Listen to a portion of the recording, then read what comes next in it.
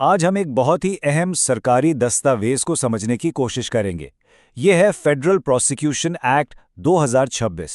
اب یہ صرف خشک قانونی زبان نہیں ہے، نہیں، بلکہ یہ اس بات کا اشارہ ہے کہ پاکستان کے قانونی نظام میں کچھ بڑا بدل رہا ہے۔ تو چلیں مل کر دیکھتے ہیں کہ ان تبدیلیوں کے پیچھے اصل کہانی کیا ہے۔ اچھا، تو یہ سب کچھ کہاں سے رہا ہے؟ یہ دیکھیں، یہ ہے گزٹ آف پاکستان۔ یہ حکومت کا سمجھیں کہ آفیشیل نوٹس بورڈ ہے۔ کوئی بھی نیا قانون بنے یا پرانے میں کوئی بھی تبدیلی ہو، سب سے پہلے اس کا اعلان یہیں کیا جاتا ہے۔ تو جو کچھ ہم آج بات کریں گے اس کی بنیاد یہی دستاویز ہے۔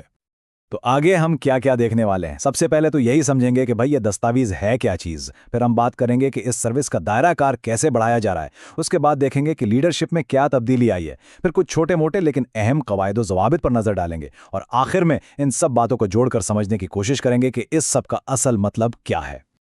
چلیں تو سب سے پہلے بات کرتے ہیں کہ یہ دستاویز آخر ہے کیا۔ ہم اکثر سنتے ہیں نا کہ حکومت نے کسی قانون میں ترمیم کر دی، لیکن اس لفظ ترمیم کا اصل مطلب کیا ہے؟ اس کو سمجھنا بہت ضروری ہے، کیونکہ یہی ساری بات کی بنیاد ہے۔ تو دیکھیں، قانونی زبان میں ترمیم کا مطلب ہوتا ہے ایک آفیشیل چینج، یعنی کسی قانون، کسی آئین میں باقاعدہ کوئی تبدیلی لانا۔ یہ کوئی چھوٹی موٹی بات نہیں ہے، یہ اصل میں 2023 کے جو بنیادی قانون تھے نا، اس کو آج کے دور کے حساب سے بدلنے کی کوشش ہے۔ بالکل ایسے سمجھے جیسے فون میں کوئی سافٹ ویئر اپڈیٹ آتا ہے پرانے سسٹم کو بہتر بنانے کے لیے۔ اچھا، اب آتے ہیں اس ترمیم کی سب سے بڑی اور شاید سب سے اہم بات پر۔ وہ یہ ہے کہ فیڈرل پروسیکیوشن سروس کے اختیارات کو کتنا اور کہاں تک بڑھایا جا رہا ہے۔ یہاں فرق بالکل صاف نظر آتا ہے۔ دیکھیں، پہلے قانون میں لکھا تھا کہ یہ ایکٹ پاکستان کے علاقے میں لاگو ہوگا۔ اب علاقہ ایک بہت، آپ کہہ سکتے ہیں کہ غیر واضح لفظ ہے، لیکن اب اسے بالکل صاف کر دیا گیا ہے۔ اب کہا گیا ہے کہ یہ ایکٹ تمام فیڈرل کورٹس میں چلنے والے ہر کیس پر لاگو ہوگا۔ یہ کوئی چھوٹی موٹی تبدیلی نہیں، یہ ایک بہت بڑی چھلانگ ہے۔ تو سمجھنے کی بات یہ ہے کہ یہ صرف الفاظ کا ہیر پھیر نہیں ہے، یہ اصل میں پاور یعنی اختیارات کی ایک نئی تقسیم ہے۔ صرف اس ایک تبدیلی کی وجہ سے فیڈرل پروسیکیوشن سروس کا جو اثر و رسوخ ہے وہ بہت زیادہ بڑھ گیا ہے۔ کہتے ہیں نا کہ نام میں کیا رکھا ہے؟ بھائی کبھی کبھی نام میں بہت کچھ رکھا ہوتا ہے۔ اب جو اگلی تبدیلی ہے نا، وہ لیڈرشپ کے ٹائٹل یعنی عہدے کے نام کے بارے میں ہے، اور یہ بظاہر تو ایک چھوٹی سی تبدیلی لگتی ہے، لیکن اس کے پیچھے معنی کافی گہرے ہیں۔ پہلے یعنی پرانے قانون میں اس سروس کے ہیڈ کو کہتے تھے چیف ایگزیکٹو آفیسر یعنی CEO۔ اب یہ ٹائٹل سن کر ذہن میں کیا آتا ہے؟ یہی نا کہ جیسے کسی کارپوریٹ کمپنی کی بات ہو رہی ہے، کسی قانونی ادارے کی نہیں، ہے نا؟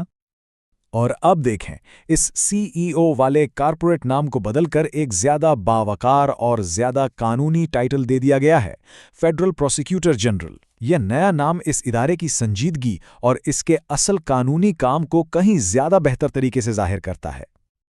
اچھا، یہ تو ہو گئیں بڑی بڑی تبدیلیاں۔ اب ذرا کچھ چھوٹی چھوٹی لیکن اہم تفصیلات پر بھی نظر ڈالتے ہیں۔ یہ وہ انتظامی تبدیلیاں ہیں جو روزمرہ کے کام کو آسان اور بہتر بنانے کے لیے کی گئی ہیں۔ اکثر یہی چھوٹی چیزیں پورے سسٹم کو ٹھیک سے چلاتی ہیں۔ اس ٹیبل میں نا ایک ساتھ کئی دلچسپ چیزیں نظر آتی ہیں۔ مثلاً اب ایڈ ہاک یا کانٹریکٹ پر بھی لوگ رکھے جا سکیں گے۔ پھر جہاں پہلے صرف حکومت لکھا تھا، اب واضح کر دیا گیا ہے کہ کس سے رابطہ کرنا ہے، یعنی سیکریٹری آف دی ڈویژن سے۔ ایک چھوٹی سی لیکن ضروری تبدیلی یہ ہے کہ ایک ٹائپو ٹھیک کیا گیا ہے، پھر کو اب باقاعدہ FIR لکھا جائے گا۔ اور سب سے دلچسپ شاید یہ ہے کہ کچھ معاملات میں سروس کے ہیڈ سے مشورہ کرنے کی جو شرط تھی وہ ہٹا دی گئی ہے۔ اس سے لگتا ہے کہ اختیارات کو ایک جگہ جمع کیا جا رہا ہے۔ اور پھر ایک عجیب سی بات سامنے آتی ہے، جو اصل قانون تھا نا، اس کا پورا سیکشن 14 بس غائب کر دیا گیا ہے۔